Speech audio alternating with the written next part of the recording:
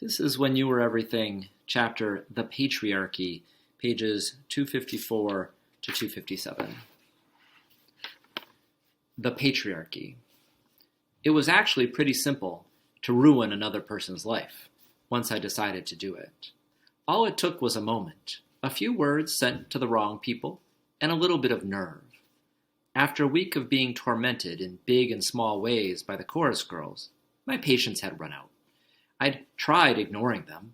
I'd blasted my music to drown out the sounds of their voices, but they just got louder, or they stopped and waited until they could find me when I didn't have the protection of headphones. They continued to whisper terrible things in my ears and leave nasty comments all over my posts. When I blocked them everywhere so they couldn't even see anything I shared, they created new accounts to torture me. My stuff started disappearing, too. A book here, a water bottle there. Layla had probably told them my locker combination. And then there were the rumors, which were both true and untrue, but all of which made me feel like my skin wasn't my own anymore, or like I didn't deserve to have a day free of sadness.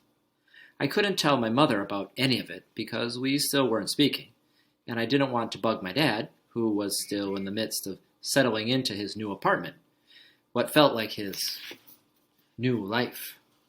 There was no way I was going to tell a teacher. It would just make everything worse.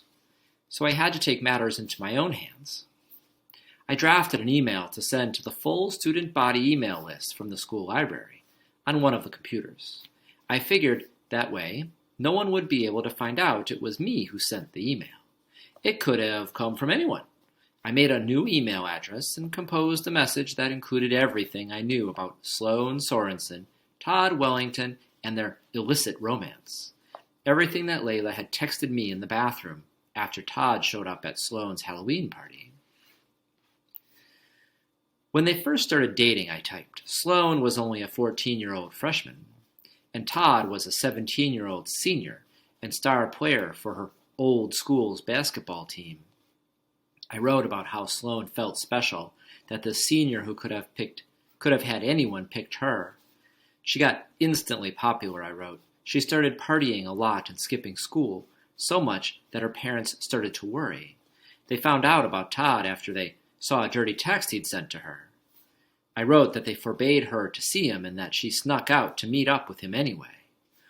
And then came the day her father walked in on Todd in Sloane's bedroom, in her bed.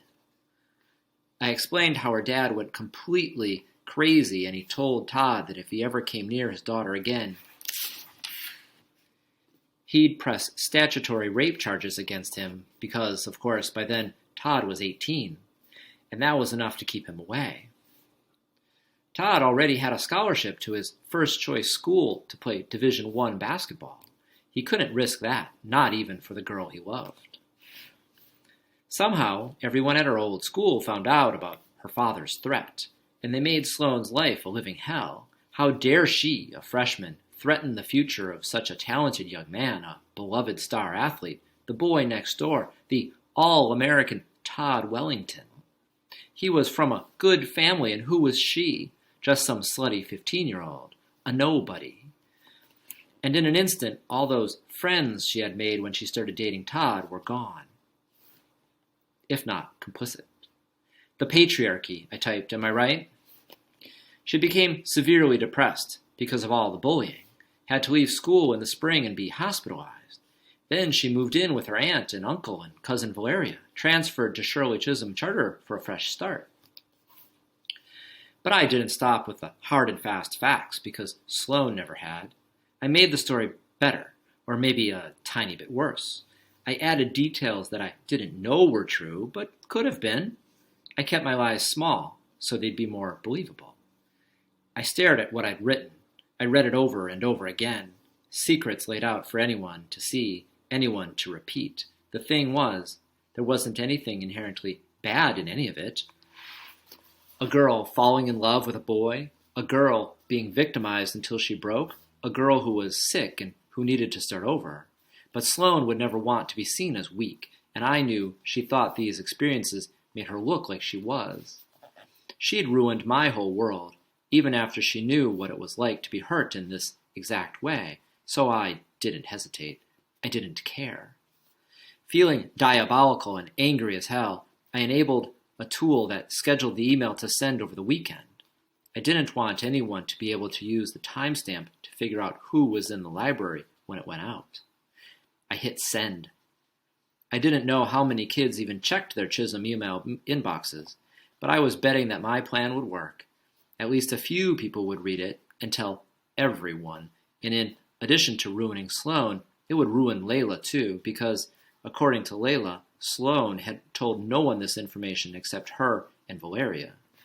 Then Sloane would know what I was just learning. Layla wasn't loyal to anyone. I stood up. I looked around, and it was strange that the world around me had remained unchanged. My backpack was still heavy, and my weathered copy of Othello was still beside the keyboard. I shoved it hard and low into my bag before I walked away, thinking about jealousy and lies and betrayal, all things that had felt so far away from my life the last time I read the play, all things that were consuming me now from the inside out.